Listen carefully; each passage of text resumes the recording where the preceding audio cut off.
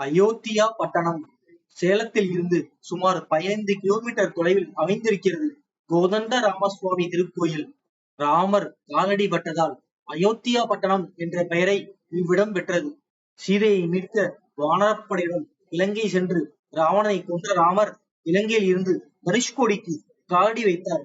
அயோத்திக்கு திரும்ப வேண்டும் என்றால் சைலமலை குன்றுகள் வழியாக தான் திரும்ப வேண்டும் ராமர். சீதை, லட்சுமணர், அனுமார், சுக்ரீவர், விபீஷணர் அனைவரும் சைலமலை குன்று பகுதியை வந்தடைந்த போது லேசாக இருட்டத் தொடங்கியது.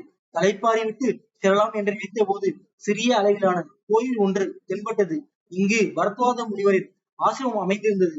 ராவண வதம் முடிந்து திரும்பிய ராமபிரான் இவ்வழியே வரும்போது முனிவரை சந்தித்தார். பரத்வாஜ முனிவரின் வேண்டுகோளின்படியும் விபீஷணரின் பிரார்த்தனையை ஏற்றும் இந்த இடத்தில் சீதா புராட்டியுடன் சேர்ந்து பட்டாபிஷேக திருக்கோலத்தை காட்டி அருளினாராம் ராமபிரான்.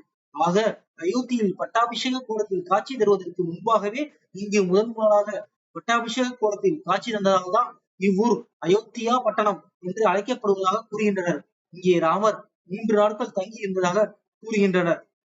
இங்குள்ள ஒவ்வொரு கல்லும் கவி பாடுகின்றன.